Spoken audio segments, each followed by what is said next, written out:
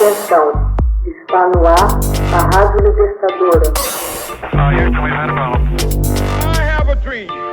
Assim sendo, declaro vaga a presidência da República. Começa agora o Hoje na História de Ópera Mundi. Hoje na História, 3 de janeiro de 1925. Mussolini assume responsabilidade política pelo assassinato de Giacomo Matteotti. O líder do partido fascista Benito Mussolini faz um discurso em 3 de janeiro de 1925 no parlamento italiano, em que assume o assassinato do político de oposição, o socialista Giacomo Matteotti. Mais tarde, ele se aproveitaria da situação instável do país e do apoio do rei para instaurar concretamente um regime ditatorial fascista, colocaria em vigor e executaria duramente as leis fascistas que seriam aprovadas em 1926. Eu declaro perante a esta Assembleia e perante a todo o povo italiano que assumo, eu sozinho, a responsabilidade política, moral e histórica de tudo o que aconteceu, afirmou Mussolini em seu discurso. Foi uma declaração de cunho político, embora nunca tenham sido encontradas provas diretas do envolvimento de Mussolini no assassinato. O regime fascista amordaçaria a imprensa, aboliria as liberdades civis e suprimiria os conselhos municipais. O Partido Fascista viria a ser o partido único e a totalidade do poder se encontraria subordinada ao Duce. O rei Victor Emanuele III deteria apenas uma aparência de poder. O ex-jornalista Benito Mussolini havia fundado em Milão, em 23 de março de 1919, o movimento fascista Forze di Combattimento, Esquadrões de Combate, denominação dada pelo poeta D'Annunzio, da qual derivou a palavra fascismo. Fascio, em italiano, traduz-se por feixe, feixe de varas carregadas pelos lictores, oficiais da Roma Antiga, que guardavam neles machados e cujo símbolo passou a representar o movimento fascista. O grupo paramilitar, composto essencialmente por antigos combatentes da Primeira Guerra, pretendia reunir todos os descontentes contra o regime liberal e parlamentar italiano.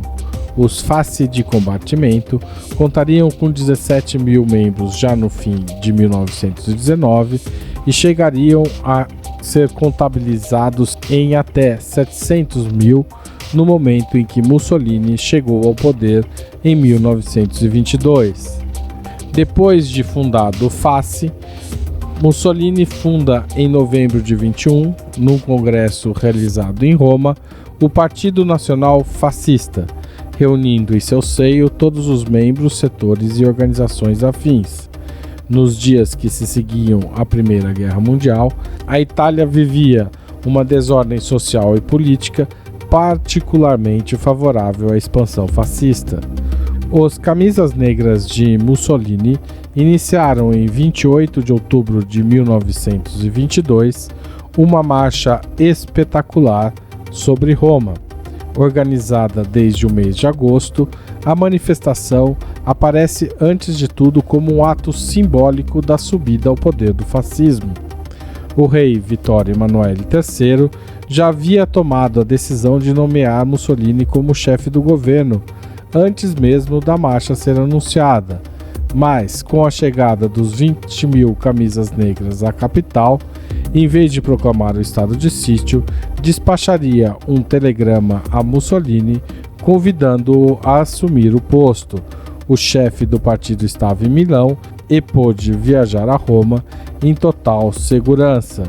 Em 29 de outubro de 1922, o rei pede oficialmente ao chefe do Partido Nacional Fascista que formasse um novo governo. No dia seguinte, Mussolini torna-se o presidente do Conselho Italiano. Num primeiro momento, mantém a forma de governar parlamentar e constitui uma coalizão que une liberais, católicos e nacionalistas. Paulatinamente até 1926, trataria de reforçar o seu poder. Uma votação na Câmara confere em 25 de novembro de 1922 plenos poderes a Mussolini por um ano. O futuro Duce obteve esse voto graças a um discurso de intimidação, chamado de Bivac, acampamento provisório de tropas, e de muita violência nas ruas.